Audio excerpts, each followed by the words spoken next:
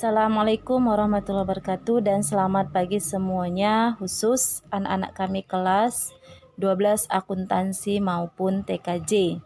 Nah, kita lanjutkan materi kita di minggu kedua ini, yaitu tentang dinamika pelanggaran hukum.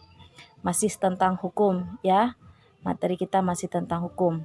Nah, yang dikatakan sebagai pelanggaran hukum terhadap suatu ketentuan hukum itu berarti dia sudah melanggar yang pertama hukum agama atau kita sebut norma agama, kemudian norma kesusilaan, norma kesopanan, kemudian sudah melanggar hukum di negara kita, yaitu melanggar undang-undang atau disebut konstitusi. Kemudian masih banyak lagi seperti norma-norma sosial lainnya. Nah, apa itu dinamika pelanggaran hukum? Dinamika pelanggaran hukum ini adalah seseorang itu bisa atau dapat melanggar hukum karena ada sebab. Ya, mengapa seseorang itu melanggar hukum? Karena ada sebabnya.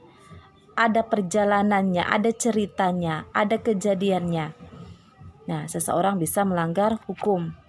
Kemudian pelanggaran hukum ini bisa terjadi di mana saja.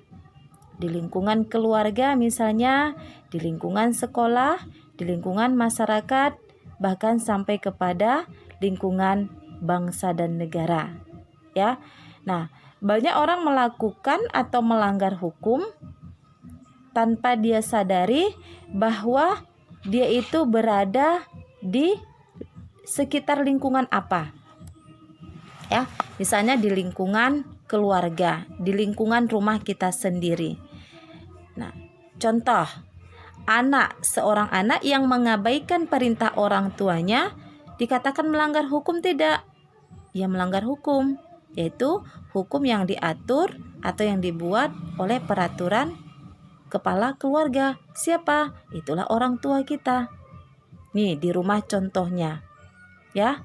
Kemudian mengganggu hak adik kita, mengganggu hak kakak atau abang kita, termasuk melanggar hukum. Nih contoh di lingkungan keluarga. Nah, kalau di lingkungan sekolah misalnya, ya, apa contoh bahwa kita itu pernah melanggar hukum?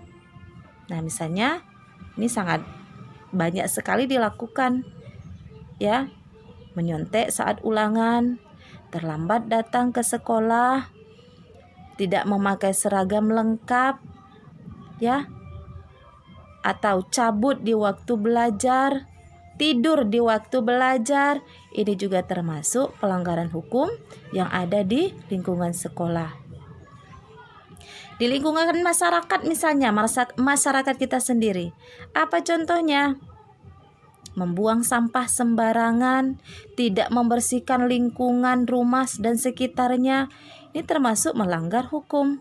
Nah, namun hal-hal yang seperti ini di lingkungan sekolah, di lingkungan keluarga maupun di masyarakat, kalaupun kita melanggarnya kan kita tidak langsung dibawa ke penegak hukum, yaitu dibawa ke polisi atau ke kantor polisi.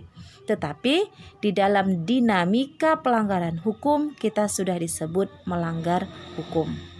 Nah, untuk itu bagaimana supaya kita tidak melanggar hukum di lingkungan yang tiga tersebut? Nah, mari kita sama-sama menjaga toleransi antara satu dengan yang lainnya. Nah, ini dulu yang Ibu sampaikan di dalam minggu ini. Nanti kita lanjut minggu berikutnya.